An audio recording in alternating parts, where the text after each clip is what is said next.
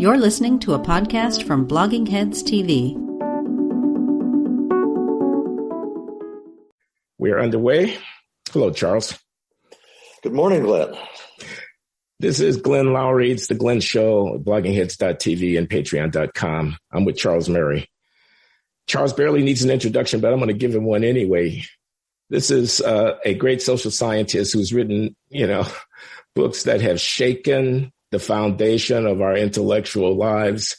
I can count them. Losing Ground for a decade set the terms of the debate about welfare reform. If you look at Bill Clinton's welfare reform of 1996, you'll see the imprint of his 1984 book. The Bell Curve with Richard Herrnstein is still being talked about a quarter century later, an engagement with the question of human intelligence, the differences amongst people and their intellectual and cognitive capacities and the implications of that for American social life. A notorious and also a profoundly influential book, a very brave book. Coming Apart, I'm leaving out books. I'm leaving out human accomplishment, for example. I'm leaving out human diversity, which I discussed here at the podcast with Amy Wax, that so impressed me with the audacity of the intellectual project undertaken to survey these vast literatures. But okay, that's enough of praising Charles Murray's books. He's also notorious. Charles Murray, the Southern Poverty Law Center. I looked him up, man. I looked up what the Southern Poverty Law Center has to say about Charles Murray before coming on to do this interview with you. And you are a white supremacist in their book. And I'm told that is sticking, that they threw something up against the wall against you that is sticking. You ought to get a chance to defend yourself against that charge. But I'm especially pleased to be talking to Charles now because he has a new book that's coming out momentarily from Encounter Books called Facing Reality: 2 Facts About Race in America. Did I get the subtitle right? Yep, that's it. And we're here to discuss that. And I want to let Charles describe the book. But Charles, you got any reaction to that initial introduction? Well, first, you didn't get the subtitle exactly right. I glanced over because I was looking at that. It's 2 truths about race in America. So not facts, truths, 2 truths. Okay, yeah, we'll get to that. For the first couple of years after the Bell Curve came out, I was very defensive, and hurt and troubled and all sorts of things. And then I remember, I think it was in Las Vegas at Freedom Fest, which is this annual, libertarian thing. And I was giving a talk about the Bell Curve. And all at once I realized halfway into it, I wasn't defensive. I was just talking about it and I was fine. And so that was kind of a breaking point. And since then, a lot of stuff has happened. And poor Andrew Sullivan is still catching shit I know. That long TNR, New Republic issue that he devoted to the book. But it doesn't really make any difference anymore because I sort of live in a very pleasant world with my friends. And I'm active on Twitter, but I mute people who say stupid, abusive things. So, look, you've caught a lot of the same kind of flack. You've learned how to live with it too. I've caught nothing like the flack that you've caught. I have caught some flack, but I was talking with some of my fellows at the Hoover Institution, where I just signed on as a distinguished visiting fellow recently. Congratulations. Thank you. Neil Ferguson, John Cochran, the economist, H.R. McMaster, the defense intellectual.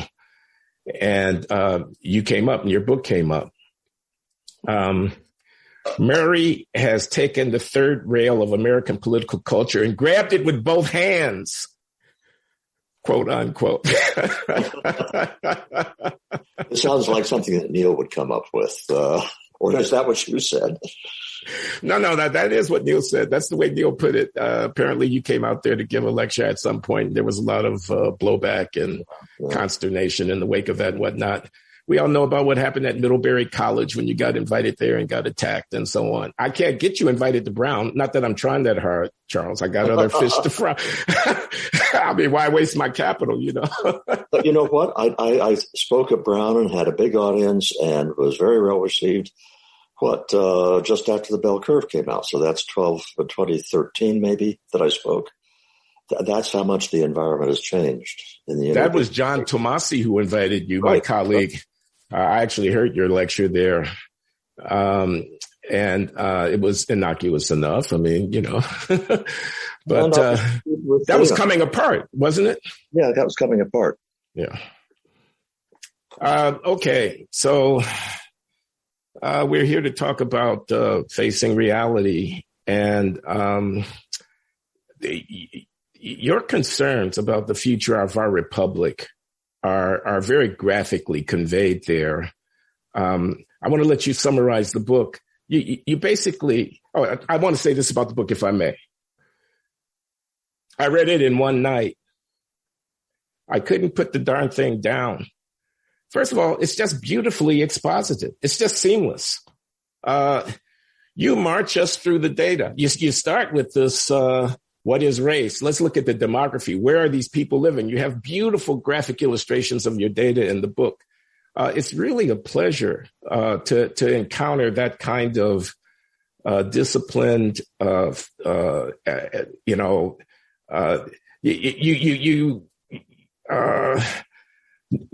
you finesse a lot of the technical stuff, and you make it so that just about anybody, truck driver, waitress at the cafe, anybody can read that book and come away with the information that you want them to have. And you march us through the facts on two issues. What are the racial differences in mental ability, cognitive ability, intelligence as measured by the tests that people take of mental ability? And you systematically survey the data on that. And you march us through the question of what are the differences between racial groups and commission of violent criminal offenses, homicide, rape, robbery, assault, for a set of cities that you can get your hands on the data for, and you march us through that.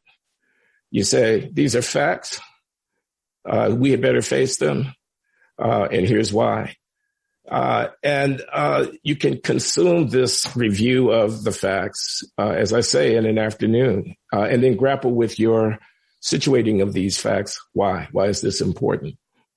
So I wonder if we could just proceed here, at least at the start, by having you review these facts for us in short compass, but especially talk about what you think is going on in American political culture, that it is so centrally important for us to confront these facts. Let me start with that, because this book has a little evolution. Last summer, with the protests and the riots after the Minneapolis, you had, and in other cities too, I was dismayed by the degree to which New York Times, Washington Post, NBC, CBS, you go through the whole list of media outlets, never once mentioned that when police go into a low-income black neighborhood in a big city, they are entering a much more dangerous environment when they're out in a white suburb. Okay, that's simply the reality the cops face, and the behavior of cops is affected by the nature of the environment they're in. That's pretty basic stuff, which doesn't excuse videos that have gone viral of police shooting people walking away from them, that sort of thing. Doesn't excuse it at all. But I'm saying that if you're talking about what goes on in policing in the black community, or the Latino community for that matter, you have to understand the environment the police are facing. And then you had the accusations of systemic racism, and that's that phrase, systemic racism, that drives me nuts. Systemic racism in the job market. So why is it that you don't have more senior management in the big corporations, especially the IT corporations, et cetera, et cetera? And I said, well, it's not that the people at Google say we don't want to hire black people or Latino people. They'd love to, but the number of people coming into the pipeline who are qualified for the kinds of jobs they're offering, or qualified for the senior jobs they're offering, is way fewer than the number of whites and Asians that are in those jobs. So if you have a completely fair job market, you're going to have very few, relatively speaking, black and Latino representatives. Okay. Again, this is simply the way that it works in terms of job qualifications and so forth. And nobody was mentioning that. when I said that the systemic racism drove me crazy, I want to say to people, there are explanations for some proportion of these problems in policing and employment and so forth. Is that proportion 50%, 60%, 90%? We can argue about that. That's technically not well defined at all. But does it account for some substantial proportion of it? The answer is yes. So if you're having this dialogue... I'm sorry, Charles, excuse me. Does what account for some substantial portion of it? Differences in criminal behavior and differences in cognitive ability. Okay. So it's just the way the numbers play out, and that's what I'm trying to point out in the book. But I was driven to this because this is not new stuff. I mean, the data in here, the basic facts have been known for a long time. It is that, and this is what I want to talk about with you, we are in a wholly different situation now than either one of us has ever experienced before in our lives. At least that's my feeling. And the nature of the assault is not by liberals on conservatives. It is by the illiberal extremes on both the left and right assaulting the liberal project. And by the liberal project, I'm not using that term in its political sense. Sure. I'm talking about the Enlightenment project. Reason, evidence. And one of the most important aspects of the liberal project, the willingness to accept that you may be wrong.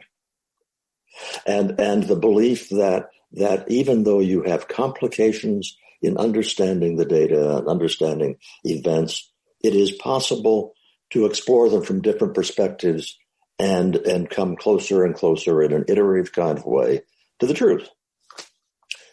That assault is coming from both sides of the spectrum. And if it succeeds, it will mean the end of America as we know it. And this goes to what I refer to as the American creed.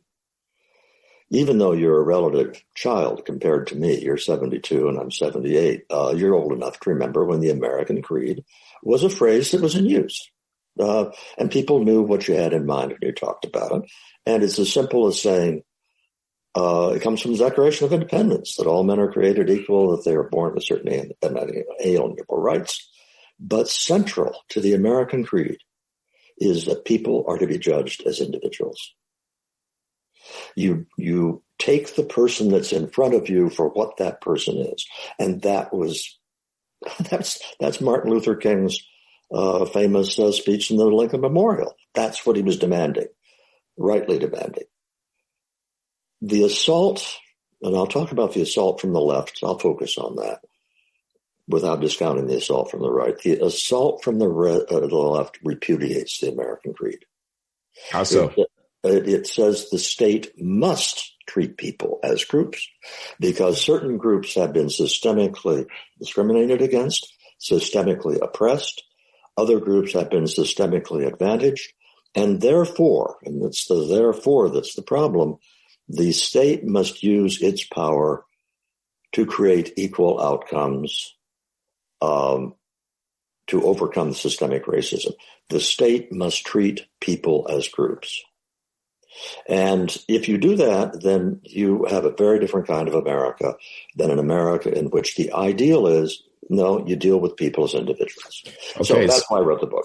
So here's what I can imagine a rebuttal might begin with. Well, the historical record, the institutional consequences of that historical record are etched in the lives of people of color, marginal populations, can't be effectively addressed in a one-off individually focused policy frame. We have to get at, quote, the root. Mass incarceration is not just a bunch of people being prosecuted for crimes that they've committed.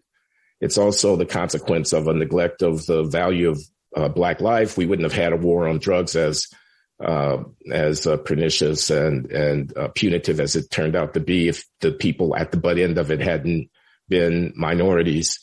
It's a reflection of blocked opportunity going back generations that then gets reflected in the development of the capacities of people, which is then being dealt with in a harsh way.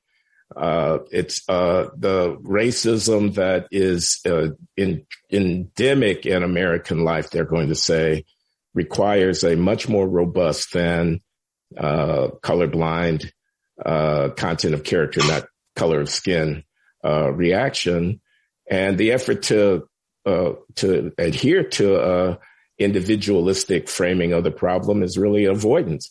It's an avoidance of doing the hard work. Let's do the work. It's an avoidance of doing the hard work necessary to confront and reverse these systemic and deeply ingrained practices that marginalize people of color. And I guess this is the point at which I would say I'm perfectly happy to accept the reality of existing racism. What I want you to do, referring to my readers, is to accept the reality of certain things, facts on the ground. And the facts on the ground are that when it comes to policing, you do have differences, racial differences in violent crime, regardless of what the causes may be. With regard to people coming into the job market and the credentials they can present. No, I shouldn't use the word credentials because I hate credentialism. The abilities they can present, the skill sets they can present are different, whatever the causes of those differences may be. And so if you are going to make good public policy, you can't do it by asserting it's all racism. You can't do it by asserting none of it's racism. What you can do if you want to develop good policies is get a grip on how much of which is what. All right. So that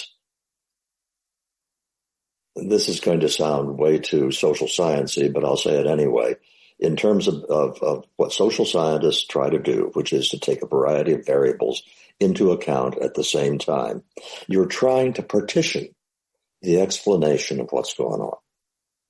So suppose that you take into account the kinds of differences in distributions and means that I'm talking about with cognitive ability and crime. Suppose you take those into account, and you also introduce the facts about various outcomes for Blacks and Latinos, and then you explain a certain amount of it by those differences, but you have another chunk that you can't explain. Fine. Policies ought to be based on our best estimate of what's feeding these differences in outcomes. If it's almost all unexplainable by the group differences in behavior, so be it. And in that case, let's say, well, given those policies, what would work? And if a great big chunk of it is explained by the differences in behavior, then you say, well, we got a much smaller problem than we thought we had. And that's a social science way of looking at it, but that's what we really need to do. Okay, now you don't actually attempt to carry out this partitioning project in your book. You simply want us to recognize that there are disparities, and those disparities are consequential, and they can't all be racism. Mm-hmm. Yeah. So then we're left with the problem of apportioning how much of the disparity do we want to attribute to one thing or another, and you don't go into the causes of these disparities. There's a reason for that. But you know that your unsympathetic reader is suspecting of you that you think there's something wrong with Black and brown people, and that some intrinsic inferiority, some racial inferiority of genetic origins or whatever, that they're just not up to it. They're just not as bright. They're et cetera. And that's such a poison in the political discourse. I'm just reporting an objective fact. Oh, absolutely. Absolutely. So, and the reason I didn't go into trying to establish the partitioning is because that stuff is intensely controversial empirically.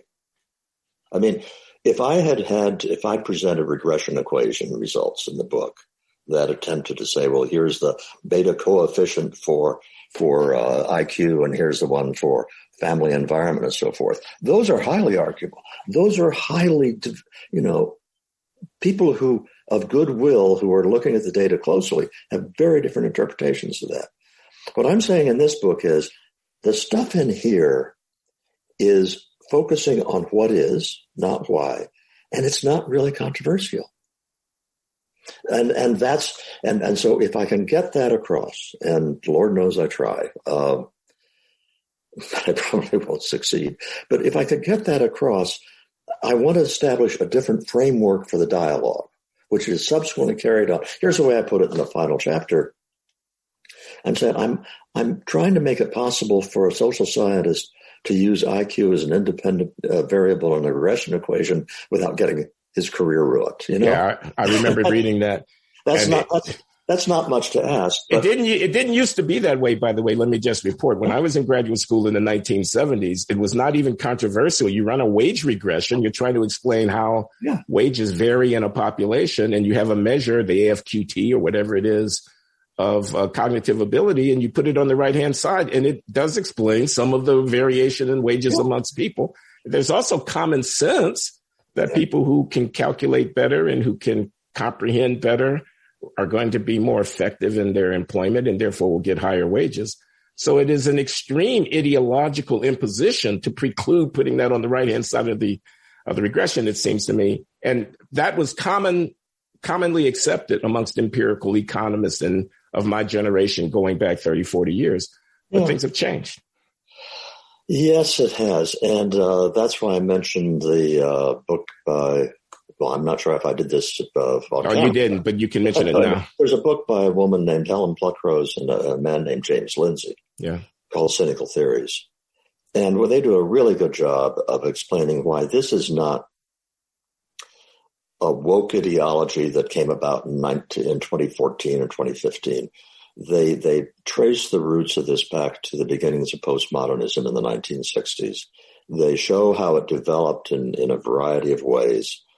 And so when you say it used to be different about running regression equations, you were still, and I was still functioning in a world in which the postmodernists were kind of a weird group of deconstructionists in literature and so forth. And then it started to move into the social sciences more slowly. And what's happened in the last 25, 30 years is that's taken over to a very large degree in a way that it had not taken over when you were doing your analyses in the 1980s. And unless you understand the breadth of this spread of this movement, I don't think you understand the danger we are in, because here's what's scary to me is that I thought that it was academics that were mostly the people engaged in this kind of thinking. And last summer said to me, nope, you're talking about the mainstream ideology at the New York Times and the Washington Post and down the list. And that is really, really scary because those are the gatekeepers for what's respectable thinking. Let me see if I'm getting you. So there's a threat from the left and there's a threat from the right. You haven't talked about the threat from the right yet. The threat from the left around a kind of relativism that makes racially equal outcomes the guide of their attention, and then looks away from facts and kind of anti-rational and things like, I can't explain differences amongst individuals and their earnings in the labor market by reference to, amongst other things, differences in their cognitive ability. Give an example of that. But what is the threat from the right? This is where disaster is looming the closest. And I'm going to give a somewhat different take on it than probably other people have, but I'm not really worried about the white supremacists and the white nationalists. I think they're a very small component of the right. I'll tell you who I'm worried about. I'm worried about all of the working class and middle class whites who have had it beaten into their, they can't turn on the TV without yet another reference to the fact that they are bad people, that they have white privilege, that they have been the cause of blacks' problems and the problems of people of color in general, and that they had better do their ways or else. And an awful lot of these people are angered by this in a very visceral way. They're saying to themselves, hey, I have black colleagues at work, Latino work coworkers, and people in my neighborhood, and I treat them with respect, and I treat them with friendship. I have not behaved as a racist.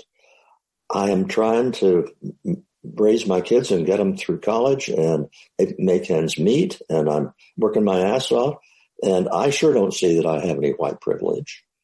And so you will not see an in-depth reporting on this kind of white person by the mainstream media. At least I haven't seen it. That's got to be a big number of people. And now let's get to the specifics here. Blacks constitute 12.7% of the population as of 2020. All right. Latinos are at about 18% of the population. And let's face it, an awful lot of the energy for the progressive critical race theory is coming from blacks specifically. So now you got 13% of the population there. Non-Latino whites still constitute 60% of the population. That's way down from 30, 40 years ago, but it's still 60%. What is the proportion of that 60% who are really, really getting pissed? What is the proportion of them who are, and here's where the danger is, Glenn, are starting to say to themselves, well, guess what? I'm an identity too. And you want to play identity politics? Okay, we can go with that playbook. And if you get a substantial proportion of whites who not just voted for Donald Trump, you can have voted for Donald Trump for all sorts of reasons that doesn't make you far right.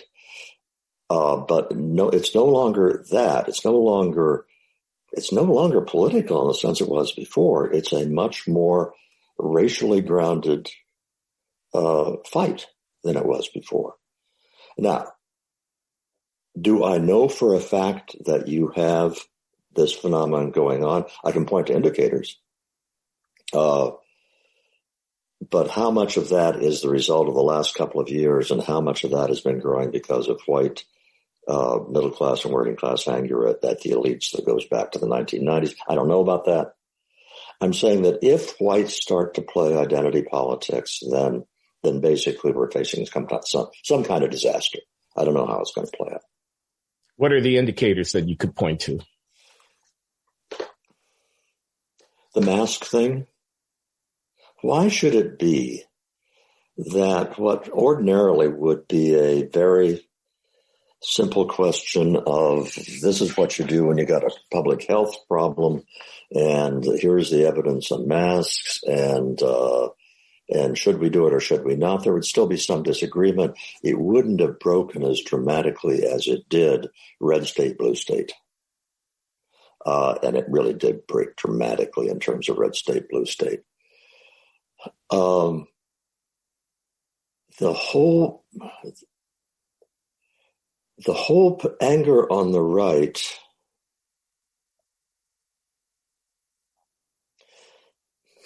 well, I'm trying to what are the specific indicators? It's so hard to get whites to talk honestly about race, even among themselves. Yeah. Even among themselves. That I can't prove what I'm about to say. I suspect it's out there. And that is a shift away from racism as a moral issue to racism as a kind of, or the accusations of racism, as a kind of attack on them as people. Yeah. I'm struggling with this because I'm thinking of, because I'm old enough to remember the 1950s and the early 1960s. And if you aren't that old, I was growing up in the Midwest, and I went to Harvard, and so I was not in a Southern environment at all. But it's also true that whites were genuinely had their view of the problem fundamentally changed in the 1950s and early 1960s. Whites really did, in an uncomplicated way, say we have really oppressed blacks in the past. What we have done is unconscionable, and we have to fix it. And it was not something that was coerced out of them as something they ought to feel. It was a deeply felt thing. And the triumph of the Civil Rights Act in 1964, I think, is a reflection of that.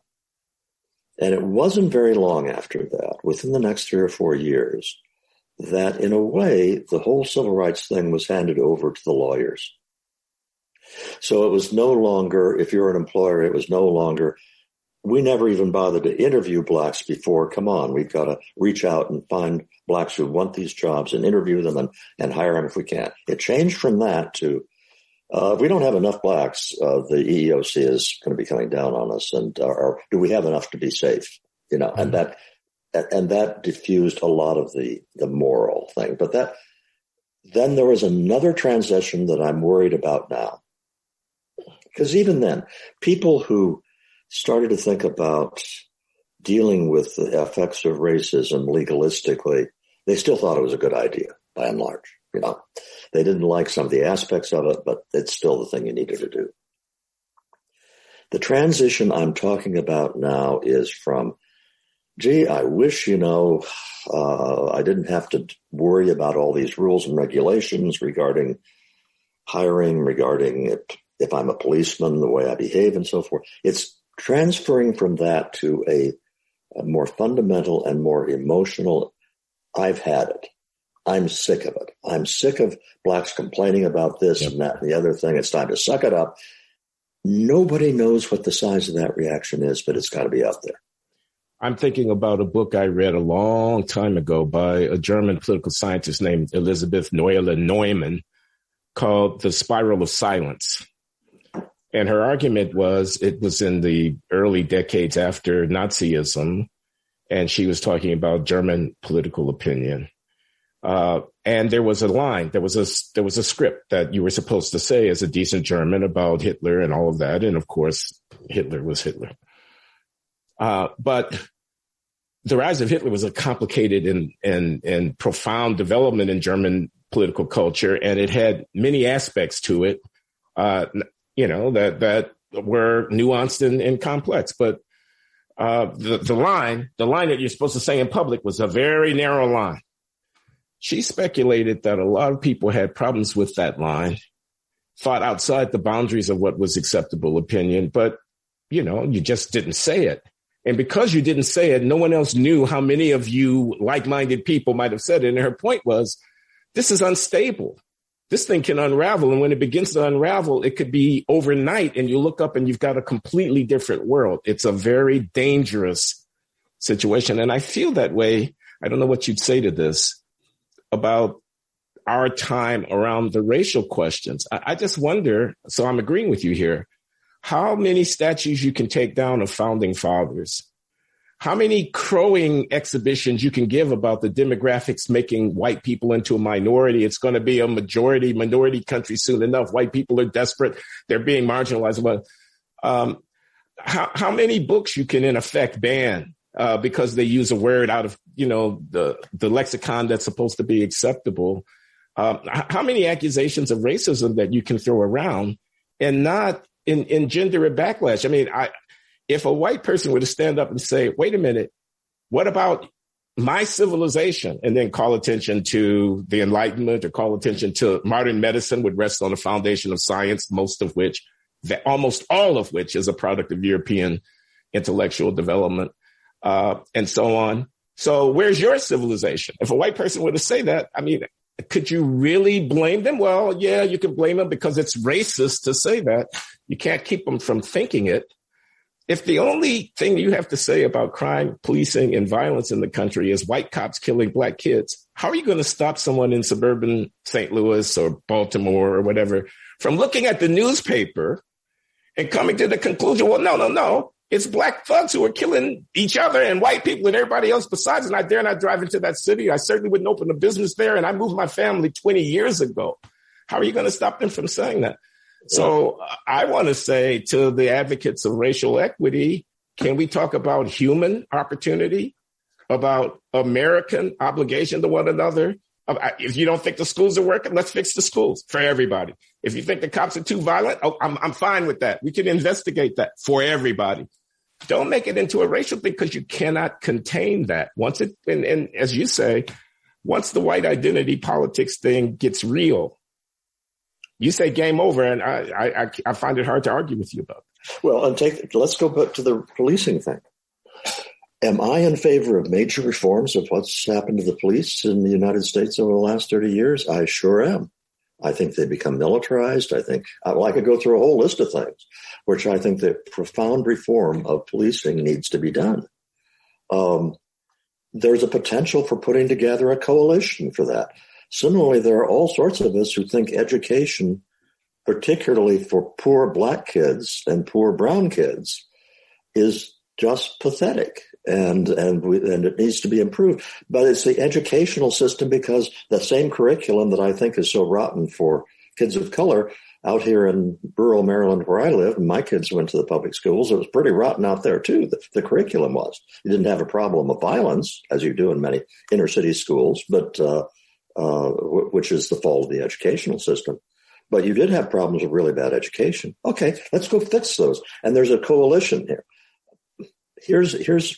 Shall we speculate a little bit about how this white revolt might play out? Because I've been trying to think about this, and I didn't put much of it in the book.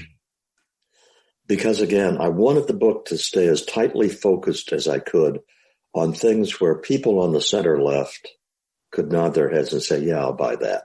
And I didn't want to push that too far, because you very quickly get into very controversial stuff. Those inserts you were talking about, where we have colored maps in the book showing the racial distribution and all that, reveal something very important. And that is, there are lots of parts of this country where the whites are still the overwhelming majority, sometimes 95%, 95% of the population. So what happens? Let's say that you get a really aggressive fight against systemic racism in employment, and the demands on employers to have not just enough black or brown faces, but also to have them in positions that are commensurate with their proportion of the population. Suppose that actually goes down at a national level. And I'm an employer who says, I just can't function that way, because it's not that I don't want to hire black and brown people, but if I hire them under the new rules, I'm just going to end up with a real hit on my ability to run my company. What's he going to do? There's an easy solution. Locate your company in a place where there aren't any black and brown people. And if it's a question of defunding the police, what do you think is going to happen? There are lots of places to move where you can leave your door unlocked at night. I live in one of them. Okay, so you are going to have whites in great numbers moving to what we call the red states. And you asked for what is the symptoms of this problem. I'm talking about the last insert of the map of the United States showing the vote by counties. The coincidence between the racial breakdowns and the voting breakdowns are really striking. So you have large parts of the country that we talk about, red states and so forth, where you're going to have lots of people saying, I think that's where I want to live. This is coming apart on steroids. On steroids.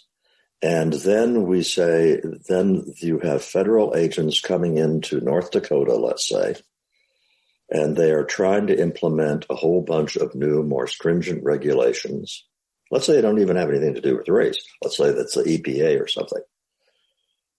And so the people in North Dakota, who the EPA depends on to enforce their edicts, say, well, we'll get around to it when we can. Or maybe the governor of North Dakota, I'm just picking North Dakota, not because I have any special knowledge. The governor of North Dakota says, we're going to be like Colorado was with marijuana. We're not going to enforce a set of laws. What are you going to do about it? And if that were to happen, in just one or two localities, doesn't have to be a state, can even be cities, how long do you think it would be before that had a cascading effect? Now, I'm spinning out a scenario. Don't make me defend it, but I'll tell you what. Well, I'm thinking about sanctuary cities as you spin out your scenario, because on the other side of the spectrum, that is already happening. Exactly. And I mentioned the marijuana thing in Colorado. There are a variety of other ways in which the left has been very happy with federalism in the sense of localities going their own direction, as long as it was in progressive directions. And so there is precedent out there. All of this, I don't want to make it, please don't go away from this podcast, folks, saying I'm forecasting the breakup of the United States. I'm not. I'm saying forces are being put in play which are not going to be easily controlled. And will they or won't they have these catastrophic consequences? No, we can't be sure. I'm just saying that the centrifugal forces now, and again, I'll appeal to you to see if it feels the same. The centrifugal forces now are qualitatively greater than they were 30 years ago. Qualitatively greater. Yeah, I think that's right. We are in the realm of speculation here, but I think you're onto something. But I got to come back to ground zero, Charles. Do you think Black people are inferior genetically? No. Okay, well. I'm laughing because that's such a silly question. Tell me why it's a silly question, because that's a question that a lot of people are going to be asking me when they ask me, why did you have that guy on? He thinks Black people are inferior. Okay. Shall I unpack my answer a little bit? Sure. Okay. Are there genetic differences among people who self-identify as different ethnicities? Yes. The most clear differences are at the continental level, East Asia, Europe, Sub-Saharan Africa, and so forth. Are these genetic differences, to be expected? Yes, absolutely. Somebody put it this way. He said, the chances that different groups that are separated geographically would have evolved exactly the same is about the same as the chances of dropping a handful of silver dollars and they all land on their edge. That's just not the way it works. If you have geographic boundaries, if you have other kinds of boundaries, and you're talking about tens of thousands of years, there is a lot of room for evolution to have taken place. And by the way, I'll just give you a little more background. Sorry. I love to talk about this because it's fascinating, all right? But also people have a very wrong impression. People, Stephen Jay Gould was famous for this, said the races can't be different because we only dispersed out of Africa 65,000 years ago or whatever. And evolution by mutation just takes forever. There hasn't been time for major differences to occur. And at the time he made that point in the 1980s, that was a respectable way to look at it. Subsequently, especially after the sequencing of the genome, we've learned that you can get much more rapid evolution than that through the variation that is called standing variation. Okay, I won't go any further into that. Mm-hmm. I will simply say point number one is it's certainly true, and we already know it's true, that there are lots of population differences in various genetic variants. That is not a controversial statement among geneticists. Do we know what effects those have on a variety of traits? Not very much. Are we learning a lot more as time goes on? Yes, we are. Are these differences going to prove to be scary? No, they won't. There will be differences. They will be usually moderate or modest, and they all involve overlapping distributions. And this, Glenn, I swear, I am amazed by how otherwise intelligent people have such a hard time grasping the concept of overlapping distributions, which is to say you've got two bell curves, to coin a phrase, and they overlap. Millions of blacks are smarter than millions of whites, despite the existing difference in cognitive scores. And by the way, millions of whites are better coordinated than millions of blacks, despite the black dominance in major sports. So yes, you have differences between groups. They do not determine your fate. They don't lend themselves to superiority, inferiority, because they're bundles. If you think of the bundle of characteristics you have, you know of a whole bunch of things about you personally that are above average and below average and somewhere near the average, whether we are talking about beauty or charm or industriousness or whatever they are. You have this very complicated set of attributes. And the idea of saying you can say one of these set of attributes is superior and the other is inferior is just an abuse of the language. Okay. Let me stop you because there's a lot on the table. I want to try to summarize. So we're talking about populations, not about individuals. Right. The claim that populations which have descended from ancestors who were isolated from one another for long periods of time could have distributions of genetically determined traits that are different from one another is an uncontroversial, almost self-evident claim. Mm-hmm. That needn't be a big deal. Right. It certainly needn't be saying that any population is inferior because there's not one trait. There's a lot of different kinds of traits which are differently distributed between these population groups, and they will manifest with different dimensions of human performance because human performance isn't one thing. So far, so good. But here's the thing that I keep thinking about. Right tail selection. The prestige, and we live in a world where this stuff gets communicated so quickly. So people who are outstanding performers, who are in the professional sports, who are at the top of some intellectual thing, who are, innovators in some hard area of study or human activity, are going to be selected from way out here. And if I have two populations, they might, with overlapping curves, they might differ modestly at the mean, but the relative numbers that are way, way, way out there could be differing by quite a bit. Yeah. And that could drive the conversation. Yep. Not enough Black professors of economics. Well, let me not pat myself on the back, but I'll just report this stuff is hard, guys. This stuff is very demanding. You want to get a PhD in economics, you had better be really, really sharp at the kind of stuff that economists do. I'm sure the same thing is true about philosophy, about English literature, and, many other fields. And so we're looking for proportionality in the representation of professors of economics. I give that as one example. And we're operating against a backdrop where, according to Murray, the populations in question differ at the mean with respect to one of the traits. This is going to be your G factor intelligence trait that's really important to being effective as a professor of economics. And so it's unreasonable. It's unrealistic to expect that there would be racial proportionality there. And if you insist on it, you're going to get tyranny because you're going to have to override the natural choices that people are making. And you're going to get resentment and quite possibly a lot of blowback and backlash from your insistence on something which is simply not feasible to accomplish if you maintain standards for everybody.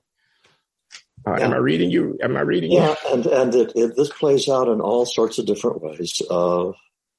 For those of you who are not mathematically oriented, what you just said about small differences in means can translate into big differences at the tails is statistically absolutely true.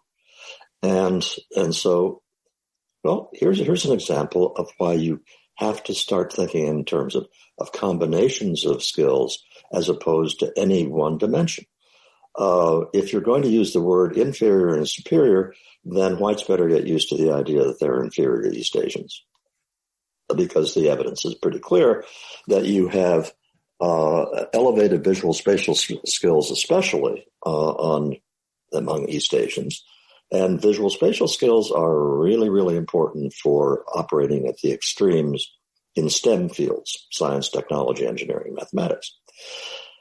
Now there's a lot of argument at this point with whites, I think, being overrepresented and trying to make the argument, saying, well, yeah, the East Asians have elevated skills, but they don't have the same creativity and they don't have the same persistence and so forth that whites have. And so it's not the case that they are producing all these wonderful things the East Asians are that whites are producing. Well, I find it interesting that whites have discovered that that's important to take into account these other characteristics. But it's also true that there is a legitimate argument to be made that, well, whites with IQs of 150 and East Asians with IQs of 150 have somewhat different other qualities that are related to important life outcomes. And that's true. But that also means that you just can't focus on one thing. The second point to be made, however, there are lots of points to be made about this, about the extremes. The first is we are talking about the extreme. If you want to talk about a nation where people can live together and 99 out of 100 of them are at a point on the spectrum where it's not a problem, and you've got 1% where you've got these larger disparities, okay, how big a deal is that if you're talking about the functioning of society? And here's where you cannot say one thing on this subject without having to say another thing. But here's where the importance of differences within that top percentile have so much impact on life outcomes. I use the example in the book because you say to yourself, suppose you're at the 99th percentile of IQ. What difference does it really make if you're at the 99.5th? And the analogy I use is in sports, male basketball ability. Yeah. Well, you know what? If you just have a measure of male basketball ability, probably every starter on every college basketball team in a major school in the country is in the 99th percentile. Yeah, because 1% of the population is a very large number of people. Exactly. Think of your high school and you had stars on your basketball team. How many of them went on to college? First team on the college. Sure. I know for my high school, I don't know if we ever had anybody. And the fact is, of course, college starters are all in the 99th percentile. So is LeBron James. Well, you know what? There is a huge difference within that top percentile. And the same is also true. Somebody at the 99th percentile of IQ is a smart person. Somebody at the 99.9th can do things that the person at the 99th percentile can't do. And so it's a very small chunk of the population. But if you're looking at who is on the staffs of the quantitative hedge funds in New York City making zillions of dollars, they are overwhelmingly people who are out at the 99.9th percentile. And that being the case, given the differences in cognitive ability, that means they are Asians and they are whites overwhelmingly. Well, a lot of them are Jewish, Charles.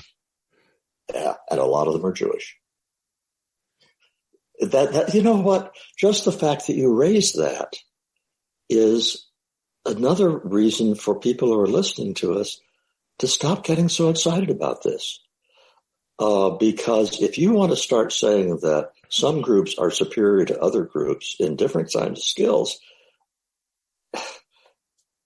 you don't have whites versus blacks in this kind of calculus. You have all sorts of different groups.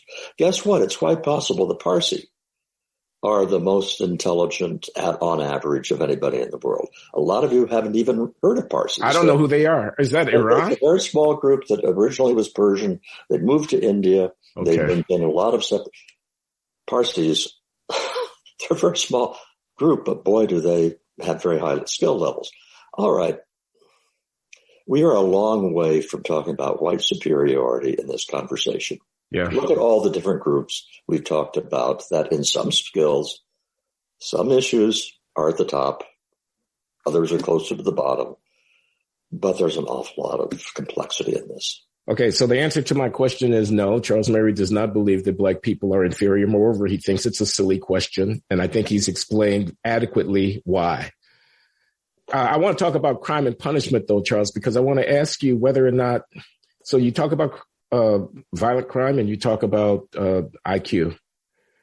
And you go to saying about IQ, well, people are going to get into jobs. Some jobs are very intensive in terms of IQ demands. And if you insist on proportionality, you're going to have a problem, given that the groups are different at the average.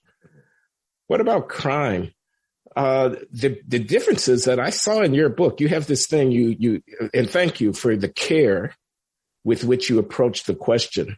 You take a sample of cities that report by race the offending rates in the categories that you're interested in, and then you simply assemble what's the likelihood that it's a black who commits that if you're black, you commit the crime. What's the likelihood if you're Latin, you commit the crime? If you're Asian, if you're white, you don't use those words. You use African and European. You explain why people are they're going to go off just about that as soon as they hear you say African and European, but never mind.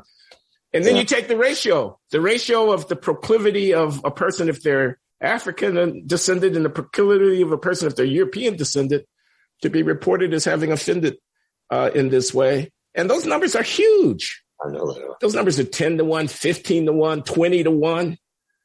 And you say that can't be inconsequential.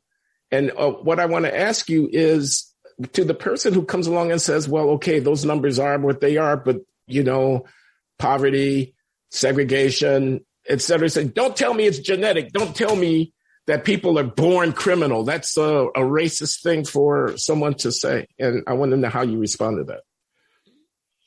The book is about what is, not why. And with crime, I don't think anyone doubts that poverty plays a role, that childhood disadvantage plays a role. Guess what? Among whites, crime is concentrated in the white lower class. So is there an environmental component to that? Absolutely. Is there a genetic component? I don't know. I don't care in this regard. If I am a black parent in a black inner city trying to raise my children, I am living in an environment which is more dangerous for my kids, much more dangerous, than the environment of the white parent with kids out in a suburb. Way more dangerous. It doesn't make any difference why it's more dangerous. The fact it is more dangerous. And therefore, if we are concerned about the black parent, we also need to be concerned about having public policy that does its best to keep that black parent and his or her children safe. The public policy implications of a high crime neighborhood have zero to do with the causes of the difference. Well, I'll amend that statement. If it were the case that we knew that providing money would solve the problem, if we had case studies in the past of saying it's poverty, and guess what? When you have places where you've provided poor people with way more resources and they aren't poor anymore, the crime has gone way down. Then public policy, then the cause would be important, right? But Glenn, we have been trying since 1965 all sorts of massive efforts to deal with those kinds of causes, and they have not produced the effects that everyone hoped for. If that's the case, then at this point, the black parent and the black child is saying, I want good policing, good, effective policing. And then we can talk about what good, effective policing is. But that's where we make our changes. I've come full circle. Earlier on, you were saying you solve the problems of policing, you solve the problems of education. And that's what I'm saying has to be at the top of the priority list, given the differences in crime rates. Did you ever see my friend, the late Mark Kleiman's book, When Brute Force Fails? It's about 15 years old, out of Princeton University Press. Mark was a public policy professor at Harvard and at UCLA. Bottom line, though, and he finished his career at NYU, he says, get the lead out of the environment. Heavy metal affects neurological development earlier. He says, send nurses home with indigent mothers from the hospital with their infants so that they get schooled about how to take care of this kid during these formative period. He says, change the hours that school starts. Don't have it be 8 a.m. to 2 p.m. Have it be 10 a.m. to 4 p.m. or 6 p.m. So that kids are not free roaming the streets with nothing to do for hours of daylight time after school is over. And he's got a gazillion little small bore. But when you add them all up, he says, look, we could have less crime and less punishment if we were smart about how we administered incentives matter. He recognizes that. He says the studies show that you can make the sentence as long as you want to, but if you don't increase the likelihood and the quickness with which the punishment is administered, you're not going to impact on their behavior. Shorter sentences, but more swift and certain application of them, et cetera. These are all, it seems to me, at least, things worthy of taking on board if one's trying to do something about crime. And by the way, you would take them on board regardless of the racial composition of the population. Exactly. And I was nodding my head as you went through a bunch of those things because they sound like ideas that I don't know if they're going to work, but I think that they're good ideas.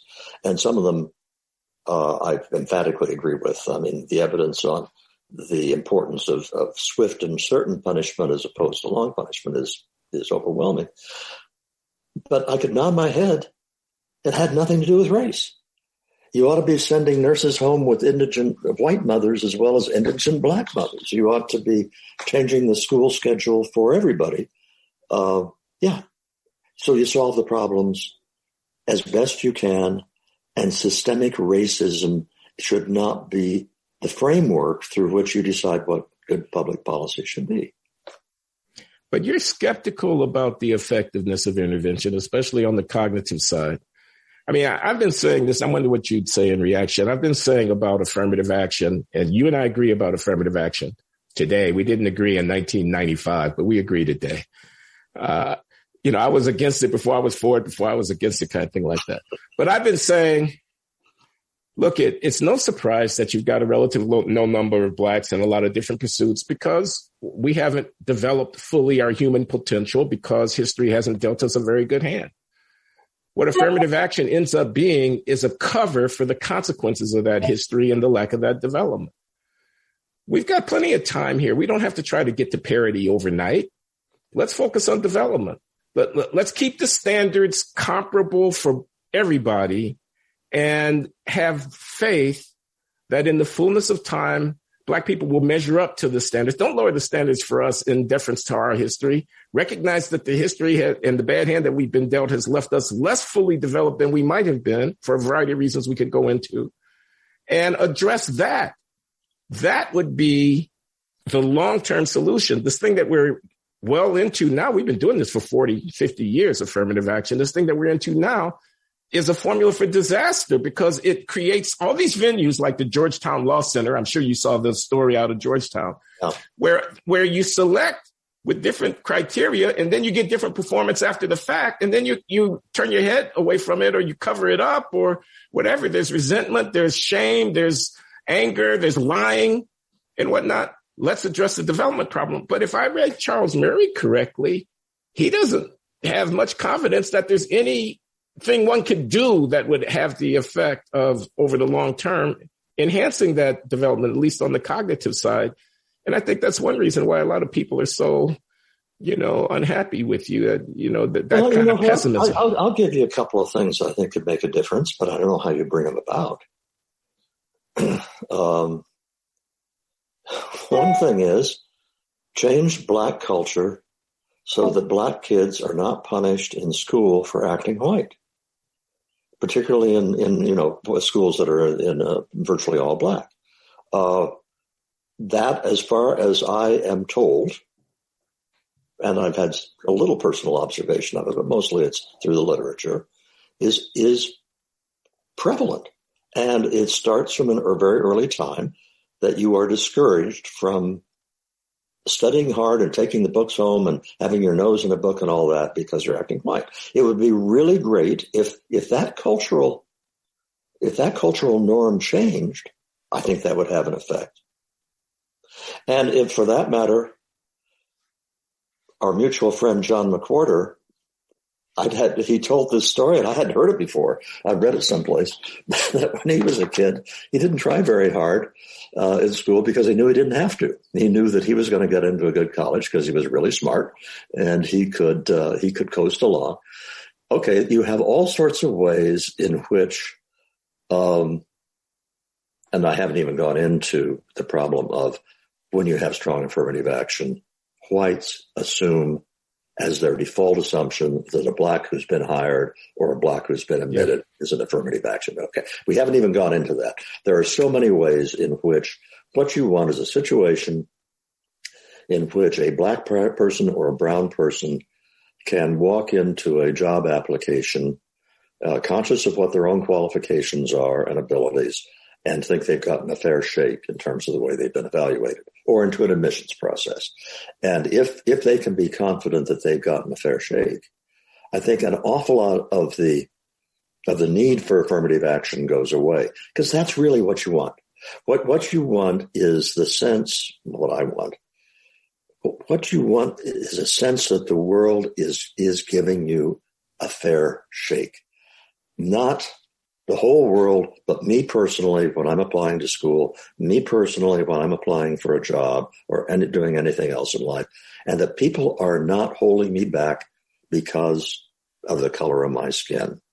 And once you've done that, you've achieved the American ideal. If you want to say it's hard to achieve that American ideal, if you want to say we failed for a long time in many ways, no argument, but it's the right ideal. But you didn't address my question about development and racial differences in cognitive ability and futility of intervention.